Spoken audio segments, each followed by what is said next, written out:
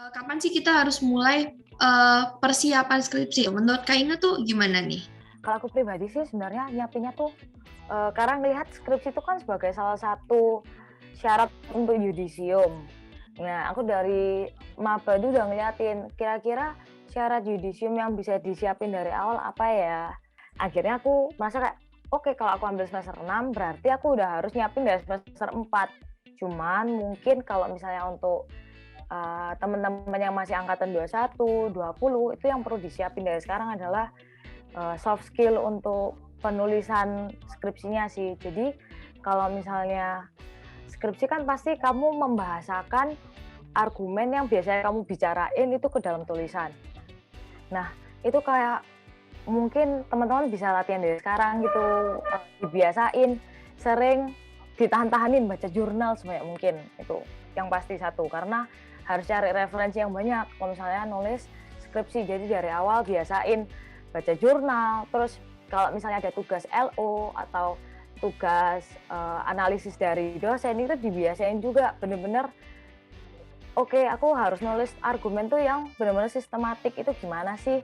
Jadi jangan sampai antara paragraf A ke paragraf B ke paragraf C itu nggak nyambung atau loncat-loncat gitu. Kalau bisa semester 1 sampai semester 5 itu dibiasain banyak-banyak nulis gitu.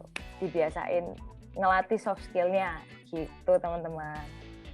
Kalau misalnya untuk tantangan pasti ada lah ya, internal eksternal pasti ada. Cuman kurang lebih tantangannya tuh sebenarnya bisa kok dilewatin gitu. Karena sebenarnya kalau misalnya pas skripsi itu tantangannya adalah caramu bagi waktu. Tantangannya adalah ya pinter-pinter bagi waktu, kapan main, kapan ngerjain skripsinya, kapan kuliahnya, kayak gitu.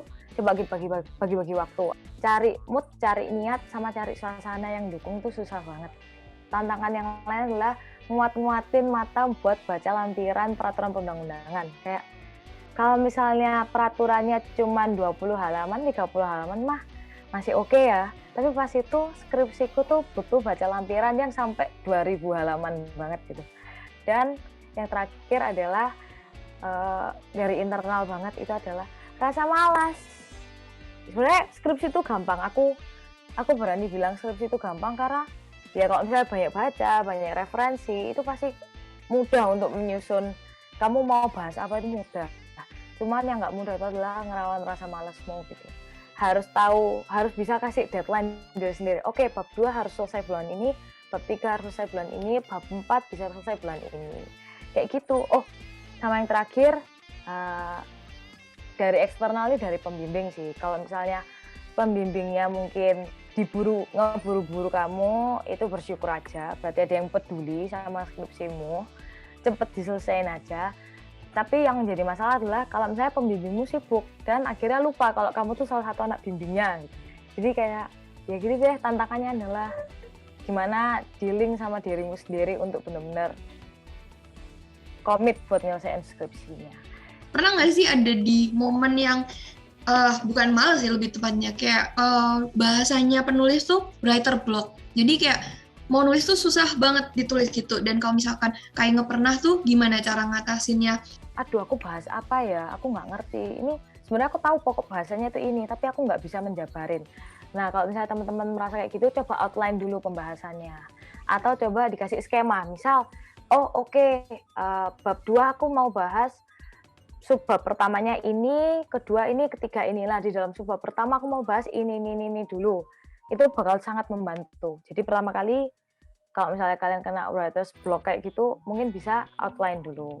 Main-main itu nggak apa-apa, tapi tetap nggak ngelanjutin tuh nggak apa-apa, tapi tetap cari referensi yang banyak. Jadi biasain aja kayak, temaku tentang persekongkolan tender. Oke, aku cari jurnal atau buku-buku bacaan yang tentang persekongkolan tender. Buat apa sih? Meskipun kamu nggak nulis, tapi at least kamu baca. Jadi pas ketika kamu ada mood, ada niat, sama ada kayak, oh oke aku tak nulis ini dulu. Itu bahan-bahan tuh udah kekumpul di kepala gitu loh.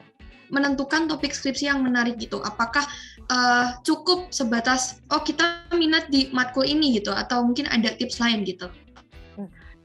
Oke, karena aku tahu nih minatku mau kemana. Misal aku tahu aku mau ke Barjas, atau aku minat ke hukum surat berharga gitu.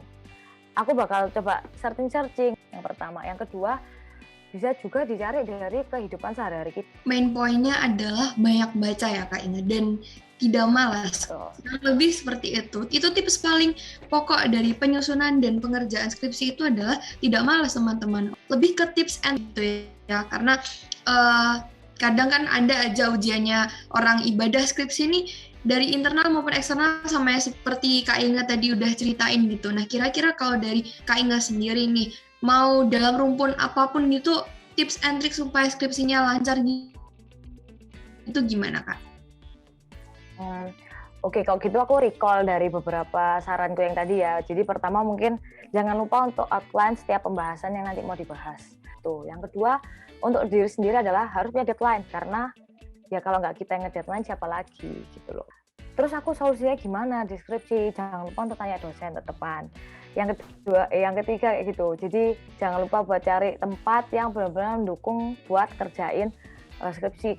Yang keempat, rajin-rajin kumpulin referensi, entah itu PUU, peraturan perundang-undangan, atau buku, atau jurnal, itu sering-sering buat ngumpulin untuk baca-baca yang berhubungan. Terus jangan lupa juga untuk doa juga, istirahat yang cukup juga, jangan diterus-terusin. Kalau misalnya udah aku nggak usah tidur lah, aku mumpung ada niat, ya jangan sampai kayak gitu juga. Jangan lupa untuk ambil topik yang benar-benar kayak kalian, oke, aku suka nih, aku tertarik. Benar-benar harus ada rasa tertarik sama judulmu sendiri. Karena kalau misalnya dirimu sendiri nggak tertarik, kamu bakal males buat ngelesain. Judul itu sistemnya first regis, first serve, jadi yang registrasi pertama yang berhak pakai. Itu juga menjadi misteri ya bagi kami ya. Saya yang sudah lulus juga menjadi misteri. Tapi untuk sampai saat ini belum ada judul yang tiba-tiba ada antara satu dengan dua anak itu bisa sama gitu, enggak. Judul cadangan enggak? Oh iya, judul cadangan.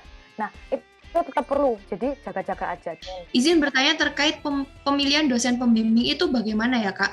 Kalau misalnya di versiku itu adalah, kan dapat nama pembimbing itu setelah kamu sidang proposal.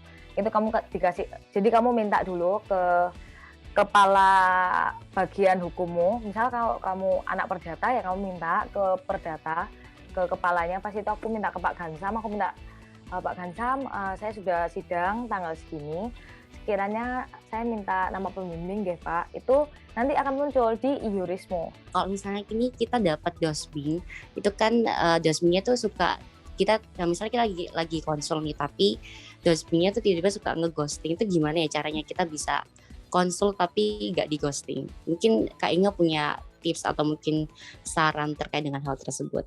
Mungkin sarannya adalah biar kalian nggak di ghosting, coba kalian amati jam berapa sih dosen itu tuh on gitu, atau jam berapa dosen itu kayak enak buat dihubungi, nggak keganggu sama yang lain, dan ketika kita chat dia langsung bales.